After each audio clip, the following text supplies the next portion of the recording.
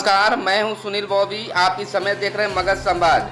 आज की ताजा व बड़ी खबर बिहार से। बिहार के शिक्षा मंत्री इस समय विवादों में हमेशा घिरे रह रहे हैं, जहां एक और नियोजित शिक्षक अनिश्चितकालीन हड़ताल पर हैं और नियोजित शिक्षकों के खिलाफ लगातार शिक्षा मंत्री के द्वारा यह बयान दिया जा रहा है कि अगर नियोजित शिक्षकों के मांगों की पूर्ति की जाए तो बिहार के शिक्षा विभाग में ताले लटक जाएंगे।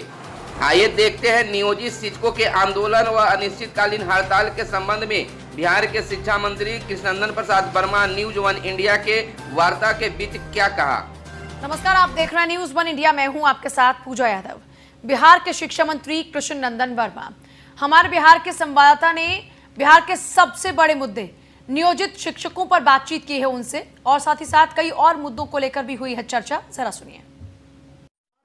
लॉकडाउन के बीच में एक जो सबसे बड़ी समस्या आ रही है वो नियोजित शिक्षकों की। नियोजित शिक्षक रोज परेशान हैं और हड़ताल टूट नहीं रही है। मेरे साथ बात करने के लिए हैं बिहार के शिक्षा मंत्री कृष्णनंदन वर्मा।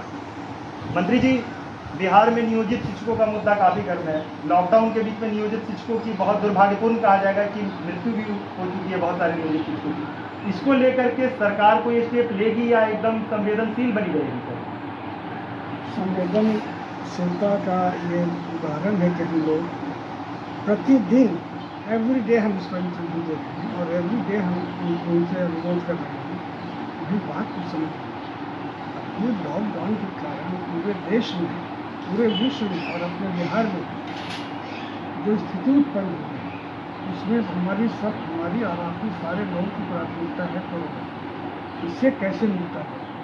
तो हमारे पास प्रस्ताव आया था शिक्षक समन्वय समिति की जो बता देगा, उनका पत्र आया था। तो हमने कहा कि अभी कोरोना की स्थिति है और इसमें पूरा राज्य ग्रसित है, बहुत परेशानियाँ, तरह तरह की चिंताएँ वो आ रही हैं। इसलिए लॉकडाउन खत्म हो जाए, कोरोना से हम लोग निजात मिल जाए और तब हम लोग फिर वार्ता का माहौल बनाएंगे, वार्ता होगी। लेकिन एक बात है, तो एक तरफ तो ये कहा जाता है कि हमारे शिक्षक पैसे के अभाव में मर रहे हैं, मृत्यु हुई भी है, मृत्यु हुई है, इसको मानते हैं। 4 लाख शिक्षक हैं, बहुत तरह की बीमारियाँ हैं, बीमार पड़ सकता है, आदमी मरता है। मरना तो किसी के लिए दुखद है, हम लोग सब के लिए दुखद है।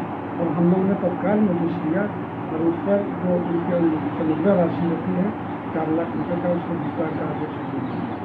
हम ये कहना चाहते हैं कि जिस विषम परिस्थिति से राज्य गुजर रहा है और माननीय मुख्यमंत्री श्री नीतीश कुमार जी बार बार आश्वासन दिए हैं, बोले हैं और हमेशा व्यक्त किया है कि भाई ये हमारे शिक्षक हैं, इनके भले के लिए और इनकी वेतन वृद्धि के लिए हम लोगों ने हमेशा सोचा है और सोचा नहीं है, किया है सर। लेकिन क्या कितना होगा? कुछ लोगों को वो लोग कह रहे हैं कि सरकार गुमराह कर रही है। पूरी बात मेरी आपने सुना नहीं। हम ये कह रहे हैं कि हमने समय समय पर उनकी वेतन वृद्धि की है। ऐसा नहीं है कि जितने पर नियुक्ति हुई 1500 पर उतने ही पर आज तक चल रहा है, वो बात नहीं। फिर भी शिक्षकों का वेतन एक चतुर्थ वर्गीय कर्मचारी से भी कम है सर। ये मतलब बिहार के लिए दुर्भाग्य ही कहा जाएगा। नहीं, ऐसा नहीं है। आप स्टडी कीजिए, उसको आपको समझ में आ जाएगा। सम्मानजनक वेतन हुआ है। तो हमने, हमारे मुख्यमंत्री जी ने भी कहा है कि हम समय पर हमारी जो हैसियत होगी उसके अनुसार हम उस पर कंसीडर करेंगे। ये बात भी मुख्यमंत्री जी बोल रहे हैं। और दूसरी तरफ कोरोना की परिस्थिति है, ऐसी स्थिति में उनको वापस कर लेना चाहिए स्ट्राइक। और सामान्य स्थिति जब हो जाएगी, जब नॉर्मल हो जाएगा बिहार और पूरा देश और मुल्क, तो फिर हम लोग बैठेंगे, बातचीत करेंगे। अभी तो कम से कम तत्काल मानवता की सेवा करें। जी। तो शिक्षक संघ का कहना है कि कोरोना तो अभी की परिस्थिति है, अभी आई है, लेकिन सरकार तो पहले से सोई हुई है। ये शिक्षक संघ वाले बोल रहे हैं। नहीं, पहले से क्या सोई है? जब से स्ट्राइक का नाम आया था उसी वक्त से हम बोल रहे हैं। लेकिन खैर अभी कोई उपाय? अभी तो कोरोना है जी। और कोरोना से सब लोग परेशान हैं जी। हर आदमी चिंतित है, भयभीत है। तो अभी प्राथमिकता हमारी क्या होनी चाहिए? कोरोना से निपटना। इसलिए कोरोना से निपटने में इनकी सहयोग की ज़रूरत है। ये सामाजिक पहचान है इनकी और ये समाज सेवी हैं और समाज में इनका सोशल रिस्पेक्ट है। इसलिए कोरोना से निपटने में सरकार को सहयोग करें ताकि हम पूरी मानवता की सेवा कर सकें। स्थिति जब सामान्य हो जाएगी तो फिर हम लोग वार्ता करके और एक दूसरे की समस्याओं के समाधान के लिए रास्ता निकालेंगे।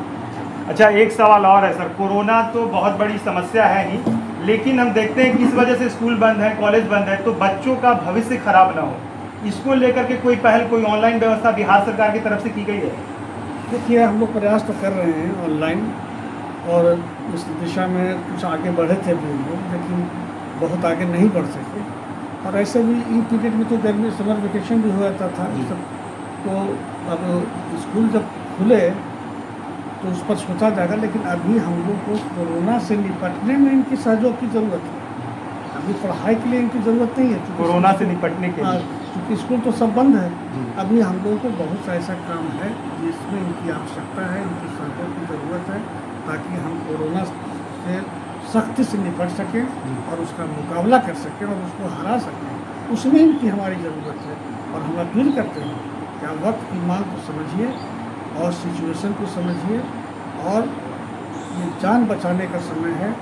जान बच जाएगा तो हम लोग फिर, अरे कोई बड़ा युद्ध नहीं, सीज फायर होता ना है, चलो भाई अभी हालात ठीक नहीं है, थोड़ा सीज फायर कीजिए, बाद में देखा जाएगा। तो उसी तरह से हम उनसे कहते हैं कि आप थोड़ा स्थगित कीजिए आंदोलन को, और जन सहयोग, जन पीड़ित मानवता की सेवा में आप, मतलब नियोजित शिक्षकों को कुछ मिलेगा कोरोना के बाद, इस बात की आप पुष्टि करते हैं? सब लोग जान रहा है, सब लोग जान रहा है, वो भी जान रहे हैं कि हमको मिलेगा। जी, क्या मिलेगा नहीं मिलेगा ये वक्त बताएगा। मुख्यमंत्री जी बोल चुके हैं कि हमारी जो हैसियत होगी हम उतना देंगे, आप लोग काम पर वापस आइए। तो लोग तो काम पर वापस आ नहीं रहे हैं। इसलिए आपके माध्यम से हम पुनः अपील करते हैं कि आप कोरोना को देखते हुए अपने काम पर वापस आइए। सरकार बात करना चाह रही है, लॉकडाउन की बात तो बात करेंगे, अभी चाह रही है वैसे? अभी संभव नहीं है। कोरोना में लॉकडाउन में नहीं बातचीत हो सकती। अभी संभव नहीं। कैबिनेट की मीटिंग देखा ना कैसे हुआ? जी जी। तो कैसे सोशल डिस्टेंसिंग? अभी मतलब आप अपील कर रहे हैं कि हड़ताल से वापस? हाँ, और इसमें कोरोना से निपटने में हमारा सहयोग करें, पीड़ित मानवता की सेवा करें। सर, एक सवाल और है। ये चूंकि बहुत सारे अभिभावक, बहुत सारे बच्चों का आया हमारे पास ये क्वेश्चन कि मैट्रिक का रिजल्ट कब तक?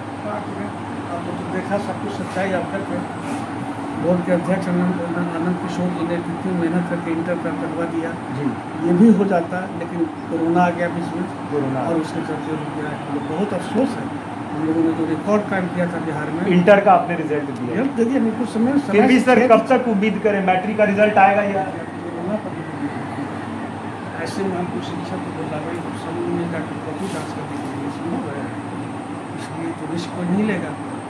इसलिए देखिए क्या होता है, कोरोना का नेक्स्ट फेज क्या होता है, उसके बाद मैट्रिक का रिजल्ट तो हमारी प्राथमिकता है। खुद ये अच्छा नहीं लग रहा है कि मैट्रिक का रिजल्ट नहीं दे सकते। पिछले बार जो रिकॉर्ड कायम किया, इस साल इंटर तक उसको हम ठीक रखें, इसमें फंसना आई लोगों ने स्ट्राइक कर दिया। मामूली मैंने अब क्या कहें, हम लोग तो साथ में बोलना नहीं चाहते, लेकिन इन लोग को की वजह से उनकी इंटर की मैट्रिक की परीक्षा रुक गई। थोड़ा सा ये होता तो मैट्रिक की परीक्षा निकल जाती, गरीब के बाल बच्चे ना फंस गए उसमें। अच्छा सर, कोरोना को लेकर के आखिरी कोई संदेश देना चाहते हैं लोगों के बीच में? कोरोना को लेकर क्या मैसेज देना चाहते हैं, एक बार आप अपने तरफ से? सरकार पूरी तरह से कोरोना के खिलाफ लड़ाई लड़ रही है। सारे जगहों पर सब तरह की व्यवस्था की जा रही है। गांव देहात घर घर इसका आइडेंटिफाई किया जा रहा है, एक एक दरवाजे को लॉक किया जा रहा है। इसलिए हम लोगों से कहेंगे कि सोशल डिस्टेंसिंग सबसे बड़ा उपाय है, इसको मेंटेन करें और साफ सफाई इसका ख्याल रखें। हाथ मुंह धोने का और सफाई पर पूरा अपना ध्यान दिया जाए, और सैनिटाइजेशन जो है ये भी बहुत ज़रूरी है। दिन में 2-4 बार हाथ वगैरह को सैनिटाइज कर लिया जाए। अगर बाहर जाना है तो हाथ से जरूर यही सब इसके उपाय हैं। तो आपने सुना कि शिक्षा मंत्री ने एक बार फिर से नियोजित शिक्षकों से अपील की है हड़ताल से वापस आने के लिए। साथ ही इस बात की भी पुष्टि की है कि लॉकडाउन के बाद, कोरोना का संकट खत्म होने के बाद आपसे बातचीत भी की जाएगी, लेकिन और वापस आइए। लेकिन सबसे पहले हड़ताल से वापस आने की ये अपील करते हैं। कैमरामैन राजीव रंजन कुमार के साथ पुष्कर प्रवीण, न्यूज़ 1 इंडिया से।